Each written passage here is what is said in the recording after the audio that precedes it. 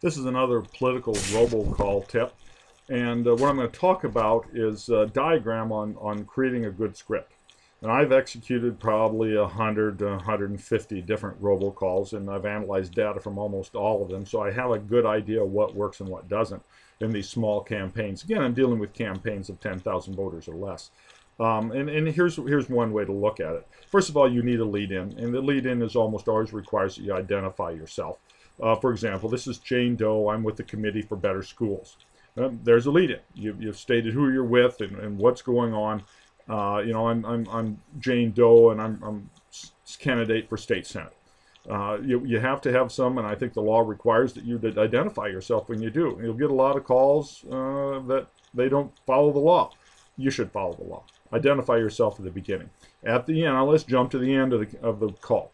At the end of the call, you need to identify who pays for it. Paid for by Committee for Better Schools is the example. So you got that. Now, those are the basics out of it. You may have other things that you have to deal with in state and local law. Know your laws before you do your call. Let's move on to the diagram. 3 parts to a good robocall, in my opinion. The first part is to recite a fact or statistic of interest. A fact or a statistic. Give them something to catch them, a hook that they want to hear about. Example, did you know that 50% of your real estate tax dollars go to public schools? End quote. So now you've hooked them. You've given them a statistic that will stick in their mind saying, oh my God, that's a lot of money going to our public schools. That's a nice hook. Find a fact or statistic that gets their attention. Second is you need to create a problem related to that fact or statistic. For example, the local school board gives out $500,000 golden parachutes to their cronies in administration. You know, end quote. So some kind of a fact or statistic that tells people there's an abuse there. Your tax dollars aren't being used good. But you have to create a problem. So you have your interesting fact, and then you show the voters what the problem is and identify a serious problem related to that fact or statistic. Now you really got their attention.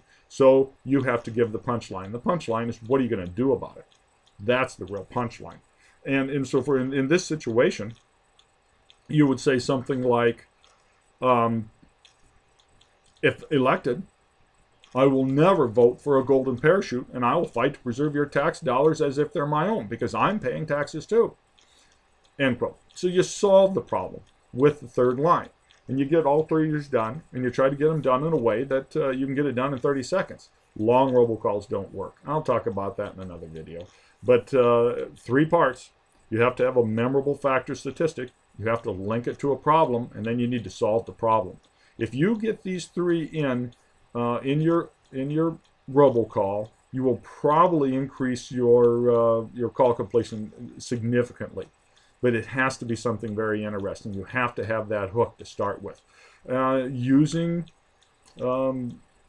decorous, inflammatory language is probably a good thing in many of these calls. You want to get people angry. If people are not angry after they hear your fact or statistic and the problem, your call probably isn't going to be very effective. And you look at your demographics. Your calls can be tailored to demographics. If you have a wealthy, high-income area, you probably don't want to use a lot of inflammatory language. You go to a lower socioeconomic group, and it doesn't hurt a darn thing to use more inflammatory language, like the ridiculous school board and the outrageous school board and things like that. The horrible and disgusting misuse of taxpayer dollars. These are the kind of things that you could go in the lower socioeconomic group, where you would probably be more matter-of-fact in the more affluent and upper income areas. Good luck in your campaign.